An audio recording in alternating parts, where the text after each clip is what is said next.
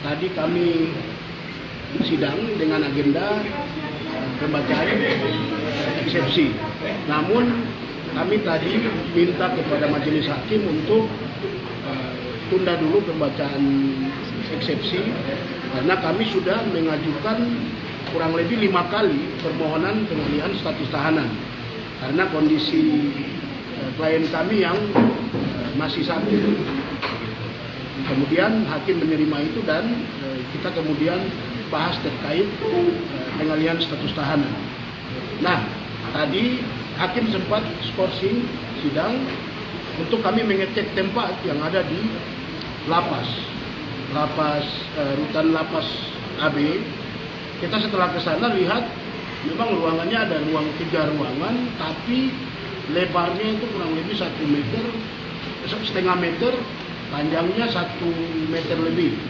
Itu sudah kita bisa lihat kondisinya sangat kecil. Kemudian dari sisi ventilasi udara sendiri itu tidak bagus karena udaranya hanya dari depan. Sementara untuk masuk ke dalam ruangan tersebut itu ada kurang lebih 3 pagar yang kita harus lalui. Sementara dalam peraturan Menteri Kesehatan tentang pedoman penanganan pasien tuberkulosis itu mewajibkan agar si pasien TB harus tinggal pada ruang yang terbuka, bersih, dan juga ada akses matahari masuk atau sirkulasinya baik. Jadi berdasarkan itu tidak layak. Bahkan tadi ada dokter juga yang ikut kami, Pak Dr. Victor yang tangani klien kami di Rumah Sakit Umum Daerah, spesialis paru. Dia sendiri lihat dan menyebutkan bahwa itu rumah atau ruangan tidak layak. Sehingga kita kembali ke pengadilan dan Dr. Victor sebagai ahli paru sendiri sampaikan kepada majelis dan setelah majelis berembuk memutuskan untuk tetap pada pembantaran. Atas fakta ini kami juga merasa tidak dijawab permohonan kami yang sudah kita ajukan sekitar 5 kali.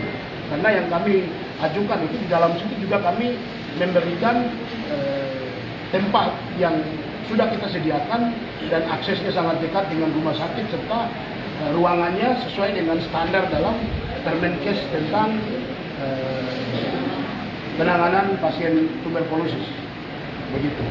Nah, berkaitan dengan eksepsi sendiri tadi tidak sempat dibacakan karena kami harus selesaikan itu. Menurut kami itu sangat penting karena biar kita tidak menggunakan kacamata kuda untuk mengejar persidangannya saja kemudian mengabaikan hak atas kesehatan klien kami sebagai terdakwa, sehingga kami juga memilih itu tidak harus baca eksepsi. Mungkin itu kondisi persidangan tadi. Selain itu yang pasti ada rekan-rekan saya di sini yang juga bisa ditanyakan, bahkan juga bisa langsung pada klien kami. Ya, oke. Nah, berkaitan dengan tempat yang disediakan, kalau menurut hakim tadi, hakim lebih mengarah pada lapas. Begitu. Sementara kondisinya seperti yang tadi saya jelaskan. Saya kurang tahu dari Pengadilan Negeri Jayapura ataukah dari jaksa atau dari lapas yang akan sediakan anggaran untuk menyiapkan tempat itu, kami kurang tahu. Kami juga di sini mempertanyakan terkait Dinas Kesehatan dalam menjalankan peraturan Menteri Kesehatan tentang penanganan pasien TB. Kami lihat referensi di tempat lain itu ada rumah singgah bagi pasien TB. Tapi di sini saya kurang tahu Dinas Kesehatan Provinsi Papua maupun Dinas Kesehatan kabupaten kota yang ada di Papua sediakan rumah singgah bagi pasien TB atau tidak. Apalagi ini statusnya tersangka atau terdakwa. Disediakan atau tidak? Dan kalau seperti begini kan klien saya berada dalam kondisi yang tidak pasti.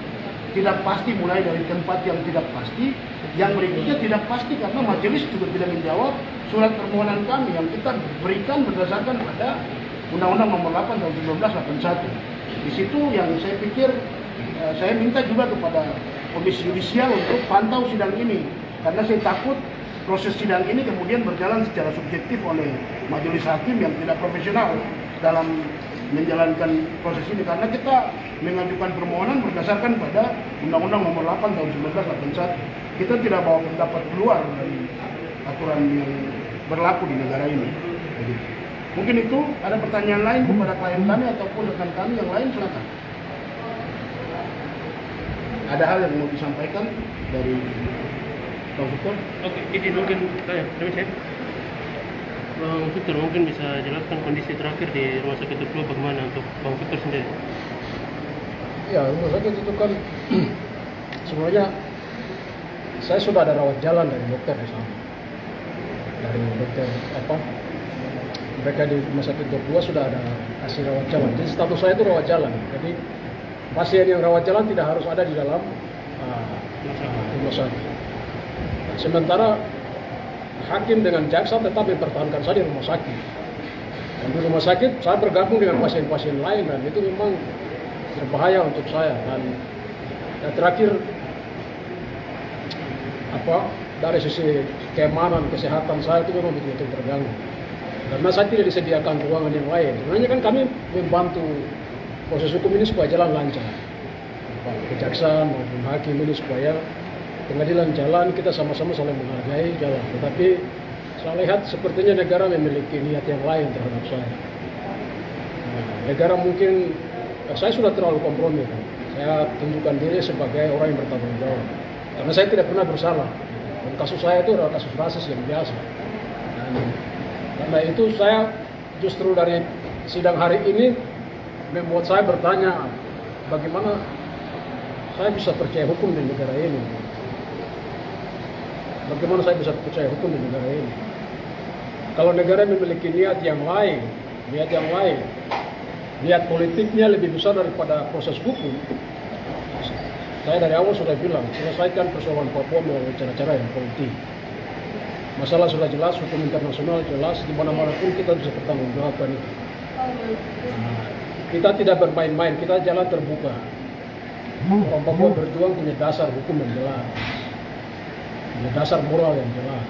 Jadi kalau proses hukum ini lebih banyak dipengaruhi oleh situasi politik atau tekanan politik dari pihak lain atau negara, saya pikir semua orang hari ini sedang menyerukan bahwa selesaikan masalah Papua secara damai dan bermartabat melalui cara-cara yang dialogis.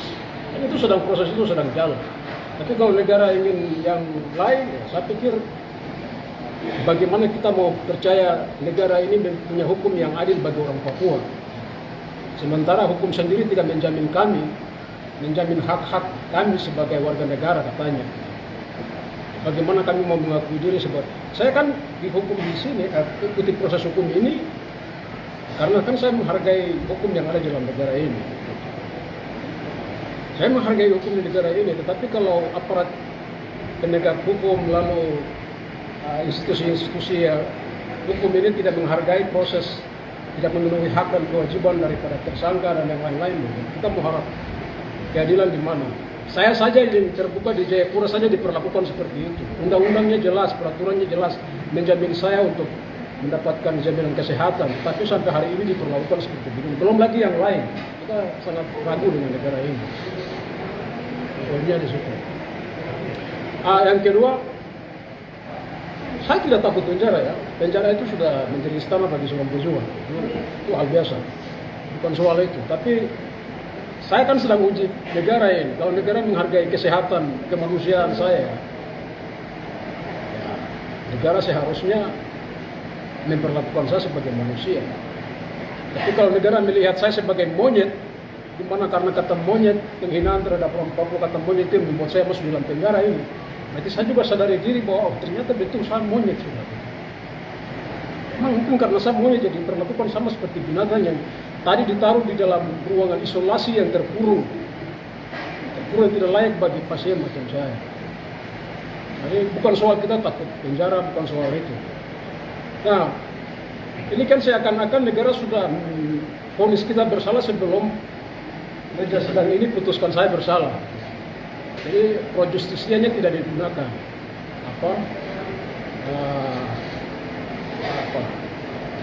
Saya belum disalahkan, tapi sudah disalahkan dan dihukum duluan. Seakan-akan saya mau dihukum. Ya, itu sudah divonis begitu saya katakan.